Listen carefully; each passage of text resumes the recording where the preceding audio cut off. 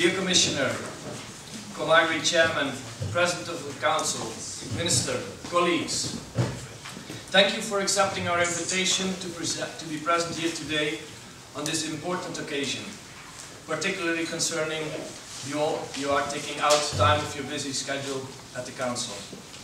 This press conference marks the end of a long journey, the final push from SAGEA to decision makers to make their mark on the future of European agriculture.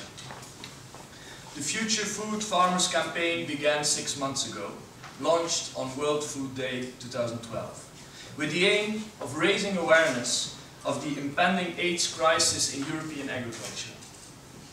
I think we can say that we have succeeded in that aim. You all know the figures now. 6% of European farmers are under the age of 35, and this CEP reform is the last chance to do something about it, because 2020 will just be too late. With 6 weeks left to go until what will hopefully be the political conclusion of the CEP reform negotiations, it is time to pass the baton over to you, the decision makers. Agriculture Commissioner Dacian Ciolos, ComAgri Chair Paolo De Castro, and Irish Minister and President of the Council Simon Coveney, you are the ones with the key to a final deal on the CEP reform now. And with it, you hold the key to the future of European agriculture. Young farmers' measures must be prioritized within this reform. The future of the EU agriculture sector cannot be sacrificed for the sake of backroom dealings and trade-offs between member states. The demographic crisis is affecting the whole of European farming without a single exemption.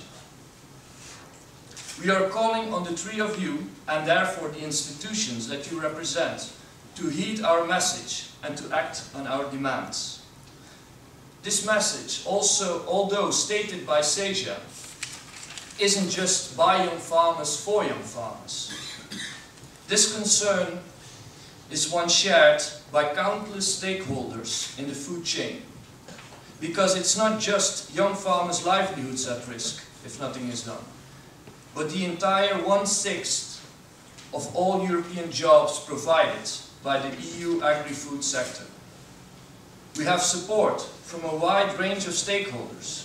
You can see many of them on the screen behind me, but to name but a few, this cause is supported by the European food and drink industry, the European retail, wholesale and international trade sector, sugar traders, agriculture machinery sector, the slow food network, European feed producers, European brewers, European fruit and vegetable growers, representatives of rural areas across Europe, European meat traders, the Association of Mountainous Areas, the European Youth Forum, primary food producers, flour traders, agricultural cooperatives, wine growers, the list goes on.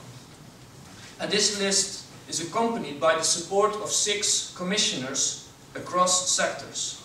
Scores of MEPs, national MPs, think tanks, national organizations, general public, many more. This surely depicts how important this cause is. It cuts across sectors, across institutions, across representative bodies, across member states, across all levels of the food chain. If the lack of generational renewal in agriculture is allowed to get worse, this is an issue which could affect every single European citizen. Countless jobs, food prices, one of the EU's biggest exports, and the tradition of high-quality local food production are at risk. It is up to you to make sure that this does not happen. Action must be taken now. Thank you for attending this press conference once again and accepting the outcome of the Future Food Farmers campaign. Now again, you hold the key of the CEP reform, the key to the farm gates of young farmers across the EU. The future of European agriculture is in your hands. So I'd like to give first the floor to respond to Commissioner Ciolos. Thank you, President, and congratulations for this campaign, which I supported from the beginning. and for this strong mobilization of young farmers, more generally speaking, in this process of reform of the CAP from the beginning, from the process of public debate, but also for insisting in this, in my sense, key issue of this reform to deal with the future generation in agriculture and in European Union. And I want to insist on the future generation of the European farmers. Here we do not talk about the young generation in a member state or another. Since we have a common agricultural policy, we want a future for European agriculture. We have to have the courage, the political courage, to deal with this issue at European level, and to not feel at national level the fact that if we enforce a European approach in young farmers, that a minister or another will have less power at national level to act. Because my feeling at this stage of discussion is this one. If we discuss with the ministers, a majority of ministers agree with the idea to have a support for young farmers, but now the discussion is whether we have to manage this at European level or to leave this at national level. And here I want to be very clear, and I will insist until the end of the process of negotiations, not on the term of mandatory or optional, because this is not the issue. Do we want to be able to have a European approach for a young farmer installation in both pillars of the common agricultural policy, because both pillars have a specific role in the common agricultural policy, and both pillars have to play a specific role to support the farmers for the installation and to develop their business. So do we want, if we still want to have a common agricultural policy, are we ready to have a common European approach for young farmer installation, or we think that this is a secondary issue and can be managed at national or regional level in a way or another? For me, to support young farmer installation is not only a support for a young or for another. It's the message that we give for the future of our agriculture. We can talk about competitiveness, about add value on the food chain. We can talk about market crisis management. If we don't have the confidence of the youngs in this sector, I think all our political decisions will be cannot give the confidence that we need in order to support the future of this sector. So this is why thank you for this mobilization.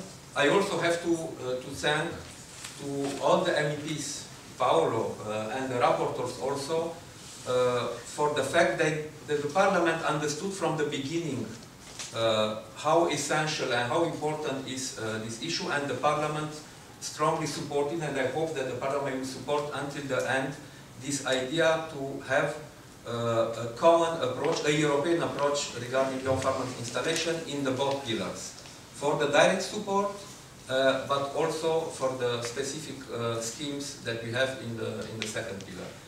And I also have to thank to Simon, because despite the fact that as a president of the Council, he has to manage in a very, very careful way the mandate of the Council, and he has to represent the Council. I am very confident by the fact that his personal conviction will play a determinant role by the end in order to have an agreement among the three institutions on this European scheme for young farmer installation. It's not easy, it's not yet easy, because, as I mentioned, my feeling is that in some member states the ministers now interpret this, let's say, mandatory issue as a less power for the national governments to play a role or another in the young farmer installation. But my message is that anyway, at European level, we cannot do everything to support young farmers. The member states at national level have a lot of other instruments that we don't have in the common agricultural policy in order to support young farmers. So this is why I think, at least for the instruments that we have at our disposal at European level to have now, and is the moment now, to have a very clear message regarding the support for young farmers.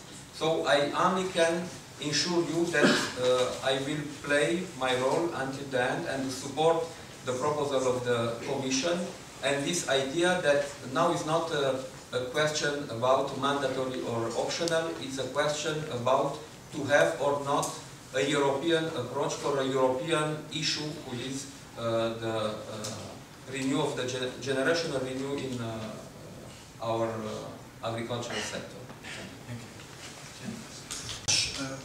First of all, I would like to thank CEJA and its president for this important campaign he's doing for supporting the young farmer and consequently to support the future of European agriculture. As Dacian said, we appreciate, not all, but this proposal of the Commission we appreciate very much from young farmers, as you know. We support and in some case we reinforce as the CEJA proposal was presented in the Agriculture Committee in the European Parliament. So it's stupid to repeat again why the Parliament support, why the Committee support the young farmers instrument and proposal. Because we think that we need to increase the very, very low and huge number of 7% of farmers in Europe are younger. So this is the reason, because we need to increase the number of young farmers in Europe. Because young farmer means the future, young farmer means investment and looking at what the goal of the European agriculture has to face. So, as Dacian said, you know that the European Parliament is in favor. We have a mandate from the plenary who said a mandatory system for the young farmer, but we are working with the Council, and I know that there are some important progress yesterday on the Council. So I'm waiting what Simon will say in the future trilogues. We have to focus exactly what will be the procedure. But it's not a question of mandatory or voluntary. The problem is how we can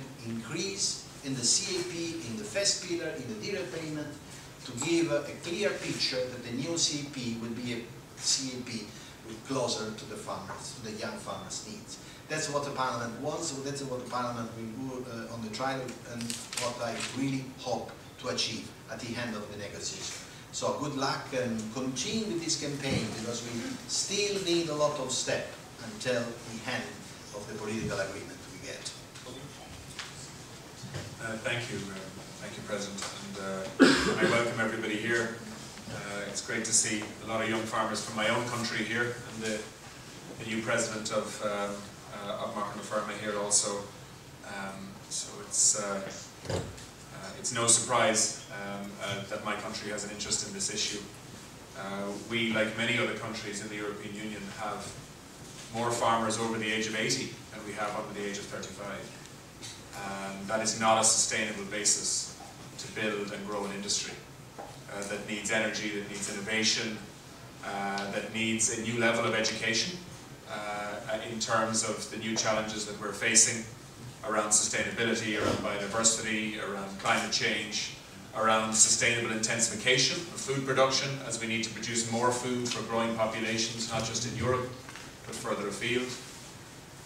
These are the challenges of our generation, and farmers are at the coalface of that challenge. And so we need new, young, bright minds with new solutions to those problems.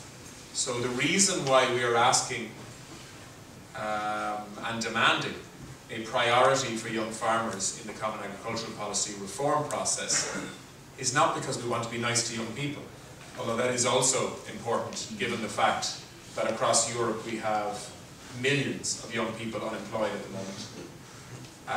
And so that is necessary on one level, but also because it's good for farming, it's good for food production, it's good for agriculture and the agri-food industry if Europe wants to be a world leader in terms of sustainable food production for the next 7 to 10 years. So we know that. The research is there. in terms of productivity, in terms of levels of innovation. As you look at younger generations, you can see a different and better approach to farming in general. There are obviously exceptions to that, but in general.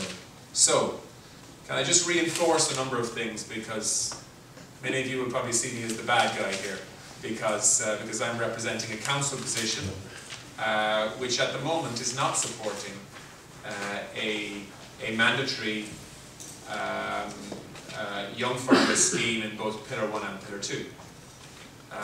But can I reassure you that every minister in the council recognises the fact that we need to ensure an appropriate generational balance in farming. What is in dispute amongst some ministers and in some countries is how we do that. Because some countries have already addressed this issue in their own way.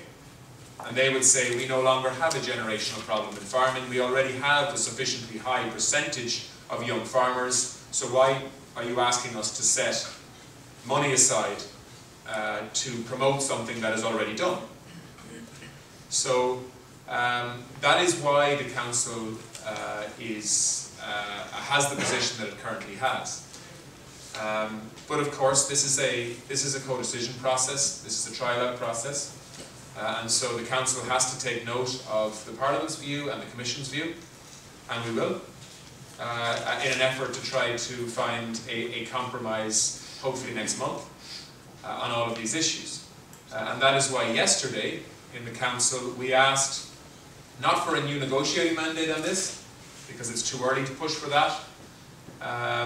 We asked for some feedback on the Young Farmers Scheme, and I think we did get some positive feedback and some openness to flexibility from some countries and not from others. And so regardless of what the Irish position is or what my personal view is on this issue, I have an obligation to represent the Council position as President of the Council while I'm there. And I have an obligation to represent that view in the negotiations. I mean, I think most people in this room will know my personal view on this issue. I think I have always thought that we should have a common approach that sends a very strong signal out to young farmers that we want them in farming and that we want to prioritise them and positively discriminate in favour of them when they're starting out, to give them extra money to be able to invest and expand their businesses. That's my view. But my obligation as a presidency is to represent the collective view of Council, which, as it stands at the moment, is very supportive of young farmers, but wants to leave it up to Member States on a voluntary basis as to whether they adopt the Commission's proposal or whether they do something else that would have a similar effect. But as I say, this is a negotiation, and we have two institutions that have a very strong view on this issue in terms of what the final outcome should be, and we have a Council of Ministers view which is different to that, and we will need to accommodate each other in terms of those views by the end of June. And obviously I will work towards that. Yesterday was helpful in terms of our debate, and I think it's moved it on somewhat. We will have another informal meeting in Dublin at the end of this month, where all ministers will meet and we'll have an opportunity to discuss this and many other issues in an informal way, which is helpful, as Sharon will know. And then we will have a formal council meeting next month, when we hope, amongst the three institutions that are represented here at the top table, to hammer out a political compromise on this and all other issues around the CAP reform process. That's the plan. So I hope we can do that. But once again, can I congratulate CISA on their campaign. You're very effective campaigners. I'm not just saying that because you're here. You are. And it is a collective campaign across lots of countries, which is very consistent, which I think is helpful.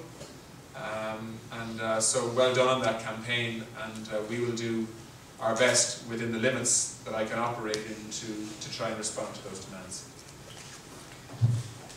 Thank you. It's not a secret that we as CESA have the opinion that is very close to the Commission and the Parliament in terms of the proposals for young farmers. The negotiations will start. It will take 6 weeks, and they will probably be very intense, not only about young farmers, of course. And I can imagine that when you return back to your offices to see what has been said and done, it would be helpful that there's something there that reminds you of the young farmers' priorities and the future of the food producers. So I want to give you something for your offices when you come back after those intense debates. This symbolizes the priority that you hold, the three institutions that you represent. You have the key to a final agreement, but you also hold the key for European agriculture, and also see this symbol as the key to open the farm gates for the farmers of the future. So I have one for each of you, and in the most intense moments of the negotiations, take a look at it, because young farmers are depending on you. Good.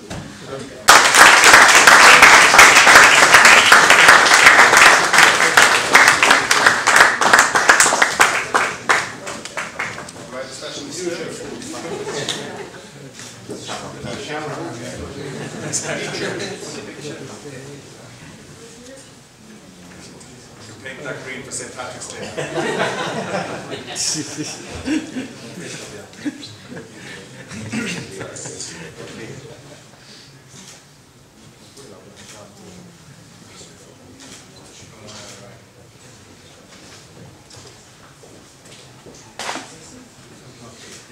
Okay, everybody take a picture? Good.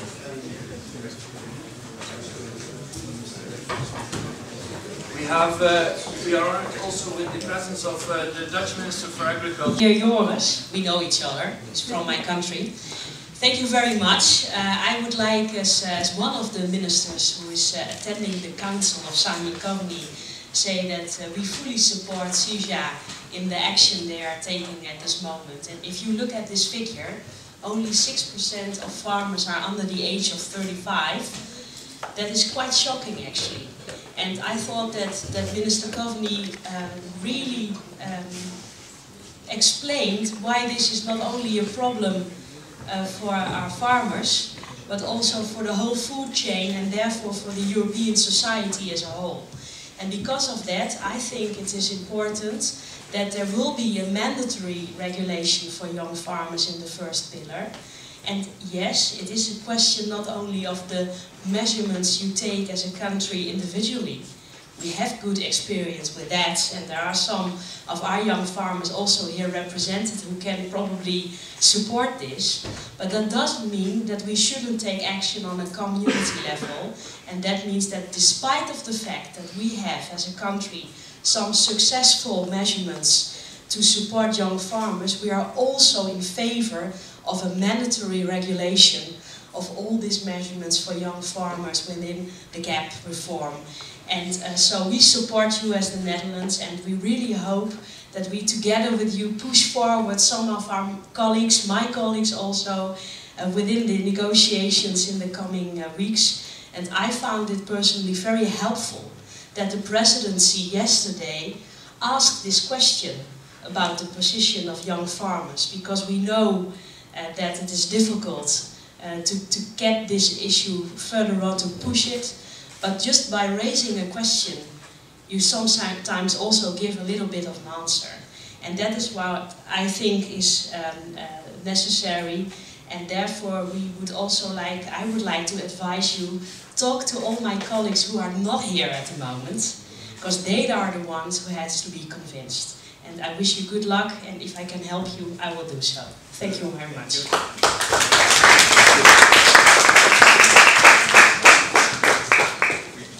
We have the Minister from Cyprus is also here. So. Hello everyone. First of all, I would like to congratulate you for this initiative. I will be very brief. The only thing I would like to tell you here is that the Cyprus ministry will be very supportive for the young farmers. Will take many supportive measures in our new CAP, and will stand beside the new farmers during the next few years. Thank you very much.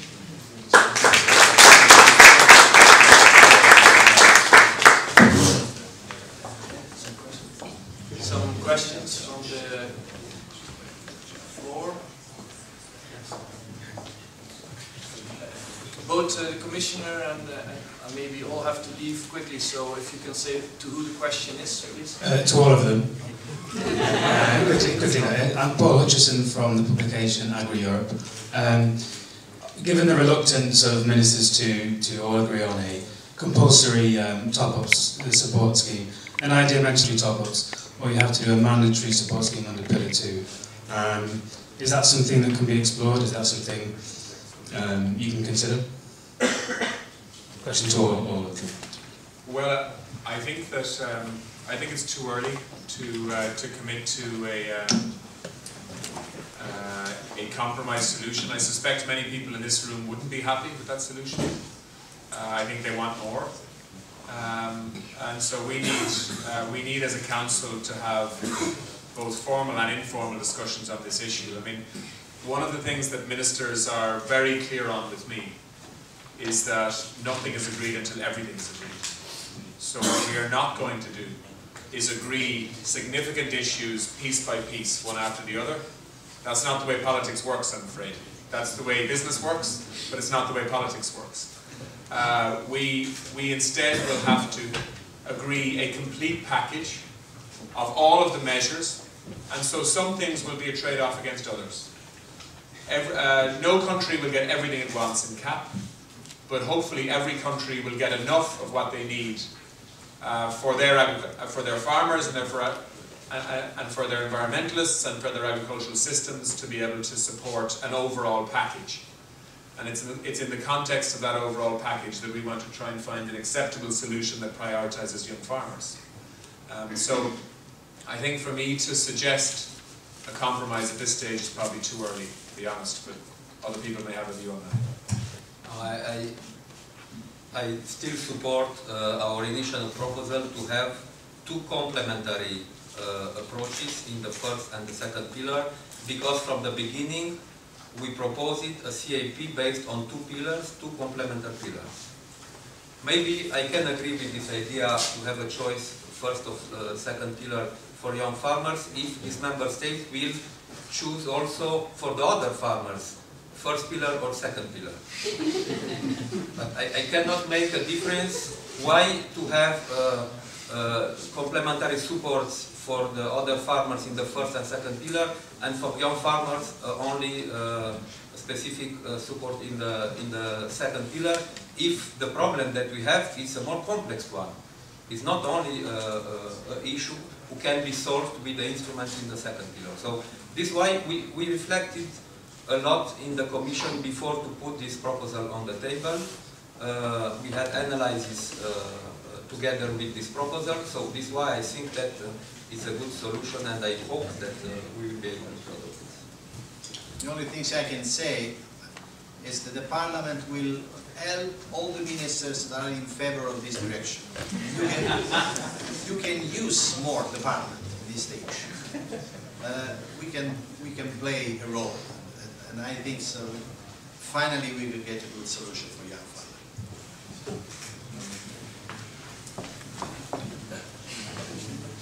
Rosa Duncan from Agrifax. A question specifically to Mr. De Castro. On the basis of the ongoing trialogues, there must be a sense of some middle ground that's emerging, despite Mr. Coveney's best efforts yesterday to test the waters among ministers. We must be getting a sense already at trialogue level where that middle ground may be. Following on from Paul's question, is it to do with working under the two pillars? And just to follow up to Commissioner Cioloș, I hear you when you say that you're trying to create a common agricultural policy, and surely a system whereby it would be mandatory in some countries and voluntary in others, we would essentially make some farmers more equal than others. So just a reaction maybe from Mr. Beka, the president of SEJA. What's your sort of message then to ministers whereby you would create a sort of two-tier approach for young farmers, where farmers would have, it would be mandatory, again going back to the old black and white question, just how we would create a two-tier sort of system. Thank you. Very quickly.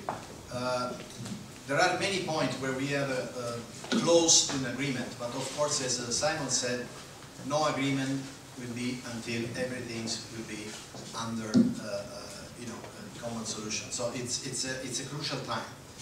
Don't forget we have two big questions which are kind of foggy on this debate. This is the MFF conclusion. I hope today in the ECOFIN will be some good news, because without the MFF conclusion it will be very hard to have a conclusion on the CP. And secondly, we have the alignment of Lisbon, which is another important and difficult issue. Then I very much hope that we can find a common solution on this, because the position of the Council and the Parliament in these issues are very far. And so we are going we did a lot of step ahead. I mean, the position is much closer than what appeared to be. It's much closer than what we appear to be. But of course, this is the negotiation. It's very complex. There are 4 to 6 on the table. There are many different feelings on there. We are working very hard to conclude under the Irish presidency. This is our way. Nothing more. It's better. Nothing has changed, and maybe in some countries the figures are a bit higher than in others, but that doesn't say it's good anywhere. The demographic balance across all EU is in the wrong way. So those two measures, the measure that we already have in the first pillar, in the second pillar, has worked better in some member states. But it doesn't mean that the reason why it should be in the first pillar, buffering the effects that these times have on agriculture, have more impact on the ones that start.